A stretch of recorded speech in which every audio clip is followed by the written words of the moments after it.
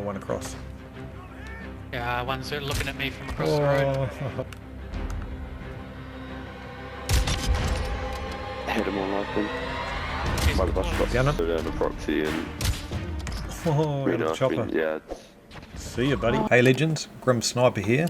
Let's talk about the best intervention builds for Ashika Island and Warzone. Let's get it. So this is the Warzone build. This is the long range build. So as you may know, there are 3 snipers that can one-shot headshot, and that's the FJX Imperium, the MCPR, and the Victus XMR. The attachments I'm running on this build is the nil sound suppressor, the VLK laser, the 408 explosive rounds, which is the most important for that one-shot headshot potential. I'm running the Fahrenheit 29-inch barrel, and I'm running the Skull 40 regrip. From the videos that I've watched, I can see that people are generally running 2 different suppressors. One of those is the nil sound, which I'm running. The other one is the Bruin Agent 90. So let's compare the stats on those 2 suppressors to work out which one is the best one. They both give us a 30% increase to our bullet velocity, which is great. So the big thing when we're building a sniper is we're balancing out the bullet velocity versus the aim down sight speed time. So for me, it's a no-brainer. We pick the nil sound suppressor over the Bruin Agent 90. So let's talk about the laser. From the videos I've watched on the laser, I can see that people run 2 different lasers potentially. They either use the AccuShot or they use the VLK laser. I go with the VLK laser personally, just because you get the extra 10% sprint to fire time. But in this season, they have increased the visibility of the lasers, so you just got to be careful which one you choose. Pretty sure the VLK laser is bright red, so it stands out more than the other one. The AccuShot laser is green, so it doesn't stand out as much. But both lasers are visible though. So we don't need to talk about the ammunition, we've already covered that.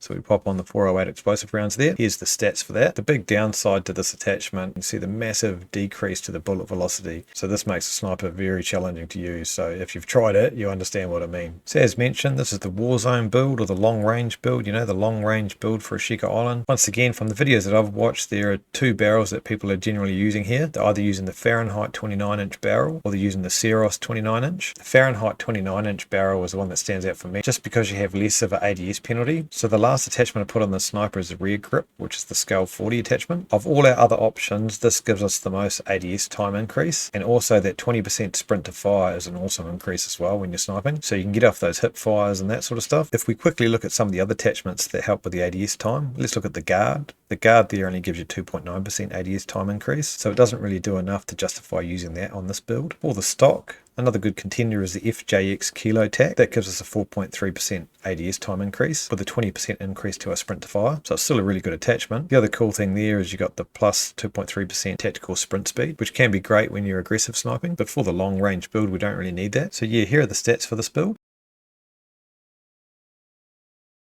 So yeah, this build here is my Ashika Island build that I really enjoy. So as you see there, I took the barrel off and I put the FJX blast on it just to help with that fire rate and that rechamber speed, so you can get that follow-up shot off. You could make it more aggressive by taking the nil sound suppressor off, but I think for me, keeping this on, to me it just gives you enough bullet velocity to keep that shot a bit more consistent, to help hit those headshots a bit more consistently. I found if I take that off, it's just that looping bullet or that dropping bullet, you often just break armor and you miss that opportunity of getting that headshot because it drops too much. This is my aggressive build. What I've done there, I've just put the field wrapped handle on it just so I can get that ADS speed from that attachment, but also taking that muzzle off helps with the ADS a lot as well, so it just really speeds it up and makes it aggressive. But what I found with this build, it is fun and it is aggressive. It's great for getting clips and all that sort of stuff, but I think it's a bit of a death wish. Using this build is a bit of a suicide mission, to be honest, but if you're just looking to have fun with it, then this is a great build to use. Another great option for an aggressive build is putting the TAC Command 19-inch barrel on. That gives you a 6.1% increase to your ADS time, and it also gives you a little buff to your bullet velocity. But you can also see there the stats show that you get a penalty to your ADS time as well, plus you have the movement penalties with it as well. So I'm just unsure of exactly how much you gain from using that, so that's why I just stood clear of that attachment, and that's why I've just used the handle.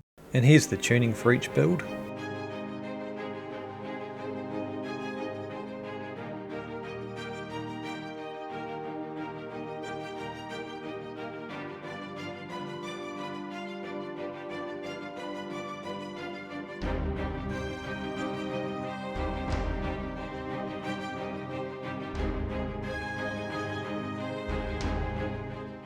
So I hope you enjoyed the in-depth look into those 3 build types. If the video helped you out, please smash the like button. And if you want more videos like this, please subscribe. Catch you next time, eh?